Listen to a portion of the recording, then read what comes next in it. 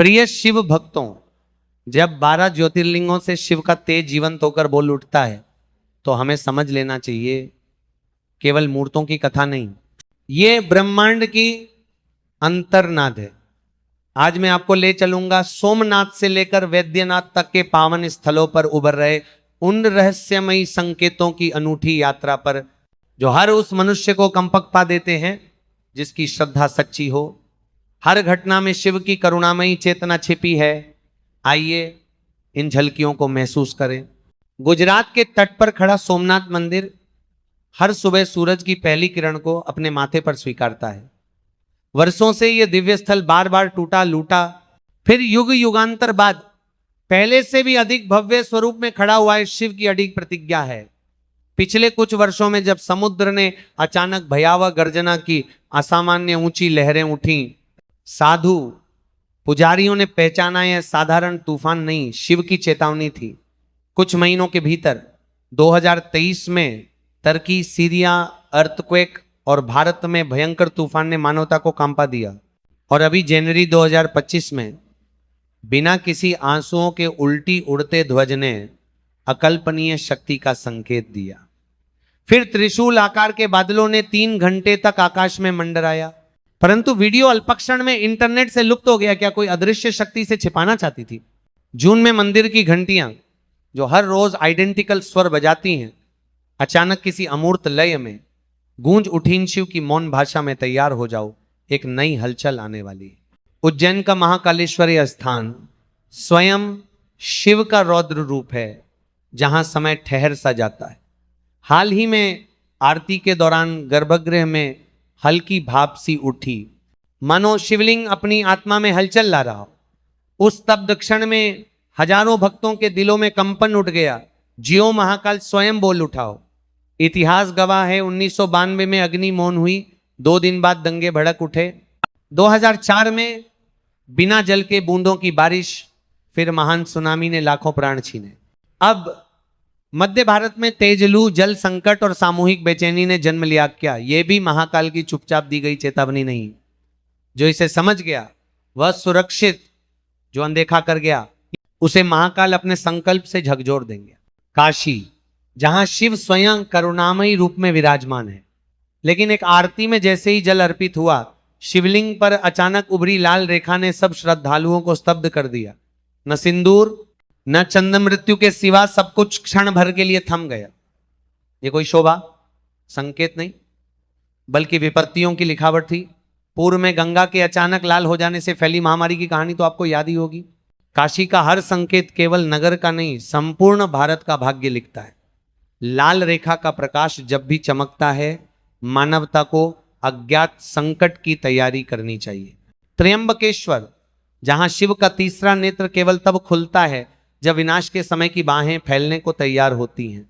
शिवरात्रि के बाद आरती में निकली नीली रोशनी की लकीर ने वातावरण थमा दिया। या तीसरे नेत्र की मौन चेतावनी थी, अब कुछ नहीं बचेगा।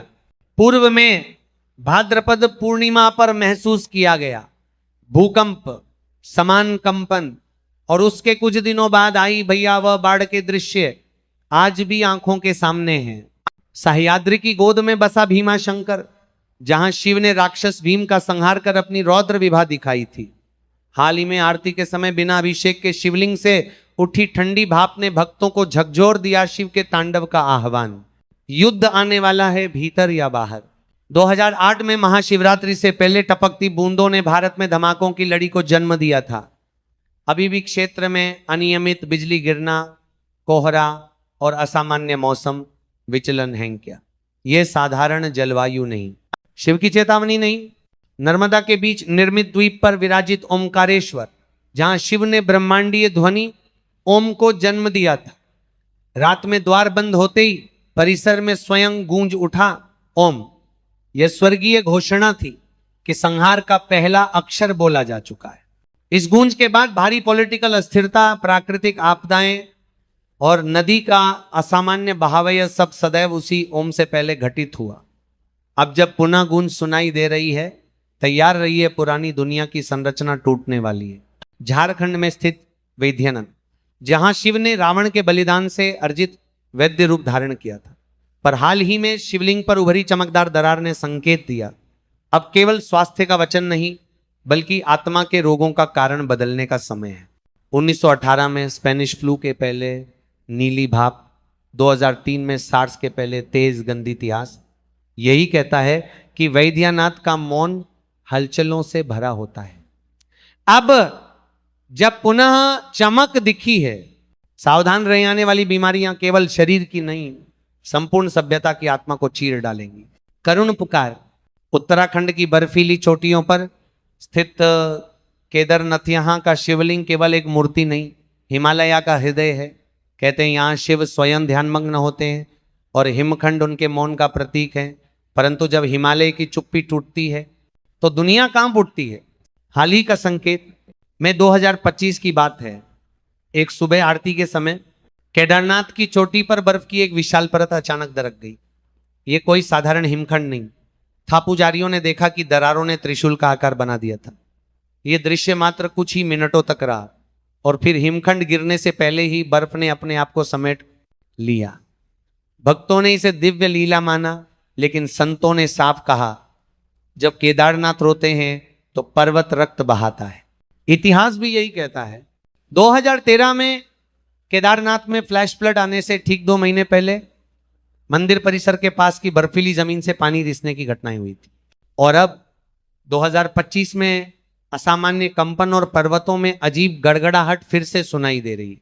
यह सब शिव की चेतावनी है। पहाड़ रो रहे हैं, संभल जाओ। तमिलनाडु में स्थित रामेश्वरम, जहां राम ने शिव की पूजा कर लंका विजय का संकल्प लिया था, यहां का समुद्र शिव के तप का साक्षी है। हाल ही का संकेत फरवरी 2025 में एक चौंकाने वाली घटना हुई। रामेश्वरम के समुद्र तट पर लहरें अचानक एक अजीब आकृति बनाने लगी। लहरें बार बार मिलकर ओम और त्रिशूल जैसी रेखाएं बना रही थीं। स्थानीय मछुआरों ने कहा कि उन्होंने ऐसा पहले कभी नहीं देखा। इतिहास याद दिलाता है 2004 की सुनामी से पहले भी इसी समुद्री क्षेत्र में रात के समय समुद्र का रंग कुछ घंटों के लिए काला पड़ गया था और अब समुद्र की लहरें स्वयं चेतावनी दे रही हैं कि पानी एक बार फिर अपना रौद्र रूप दिखा सकता है। संतों ने कहा रामेश्वरम का समुद्र तब बोलता है जब शिव समुद्र के माध्यम से अपने संकेत देते हैं। गुजरात के द्वारका के पास स्थित नागेश्वर, जहां शिव नागों के अधिपति के रूप में विराजमान है, यहां का शिवलिंग अपनी अद्भुत शक्ति के लिए जाना जाता है। हाल ही का संकेत मार्च 2025 में नागेश्वर मंदिर में घटना ने सबको अचंभित कर दिया। सुबह की आरती के दौरान शिवलिंग के चारों ओर अचानक सैकड़ों छोटे नाग प्रकट हुए। कुछ भक्तों ने देखा कि एक बड़े नाग ने शिवलिंग के चारों ओर 3 बार चक्कर लगाकर फूफकार भरी और फिर गायब हो गया। शास्त्रों के अनुसार नागेश्वर के नाग तब प्रकट होते हैं जब धरती के भीतर कोई बड़ा बदलाव होने वाला हो, पाताल की ऊर्जा हिलती है तो नाग जागते हैं। आंध्र प्रदेश के श्रीशैल पर्वत पर स्थित मल्लिकार्जुन, जहां शिव और पार्वती का स्नेह और करुणा सदैव बहती है। हाल ही का संकेत अप्रैल 2025 में लूनार इक्लिप्स की रात मल्लिकार्जुन मंदिर परिसर में एक विचित्र घटना हुई। मंदिर के ऊपर अचानक एक तेज व्हाइट प्रकाश का घेरा दिखा जो चंद्रमा की छाया के साथ चल रहा था। संतों ने इसे खगोलीय चेतावनी बताया। जब मल्लिकार्जुन आकाश में अपनी छाया दिखाते हैं तो आने वाले समय में लूनार और जल से जुड़ी आपदाएं सामने आएंगी। महाराष्ट्र का कृष्णेश्वर, जहां शिव का यह स्वरूप धरती की धड़कन कहलाता है, यहां का शिवलिंग स्वयं ध्वनि उत्पन्न करता है। हाल ही का संकेत जून 2025 की एक रात जब मंदिर बंद था, आसपास के गांवों के लोगों ने स्पष्ट सुना मंदिर से आती एक गहरी धीमी गूंज। कोई ढोल नहीं बज रहा था, कोई आरती नहीं हो रही थी, फिर भी हर हर महादेव जैसी गूंजती ध्वनि सुनाई दी। स्थानीय लोगों ने बताया कि यह आवाज लगभग 30 मिनट तक चलती रही। शास्त्रों में कहा गया है जब कृष्णेश्वर स्वयं गूंजे तो समझो सृष्टि की धड़कन बदलने वाली है। प्रिय शिव भक्तों, अब आपने 12 ज्योतिर्लिंगों से मिल रहे संकेतों को सुना। सोमनाथ की उल्टी उड़ती ध्वज से लेकर कृष्णेश्वर की गूंजती आवाज तक के सब महज संयोग नहीं है, ये शिव की मौन भाषा है। शिव कभी व्यर्थ संकेत नहीं देते, उनका हर संकेत भविष्य की दिशा तय करता है। ये। अब सवाल सिर्फ इतना है, क्या हम इन संकेतों को पहचानेंगे या फिर कलयुग के अंत का इंतजार करेंगे? एज क्या हम अपने भीतर जागृति लाएंगे या फिर शिव के संकल्प का इंतजार करेंगे जो एक दिन सब कुछ बदल देगा? अगर आप भी मानते हैं कि यह सब महज चमत्कार नहीं बल्कि शिव की चेतावनी है, तो इस संदेश को हर शिव भक्त तक पहुंचाइए। नीचे कमेंट में जरूर लिखिए हर हर महादेव और अपने अनुभव साझा कीजिए, ताकि पूरी दुनिया को पता चले शिव जाग चुके हैं। अब हमारी बारी है जागने की। हर हर महादेव।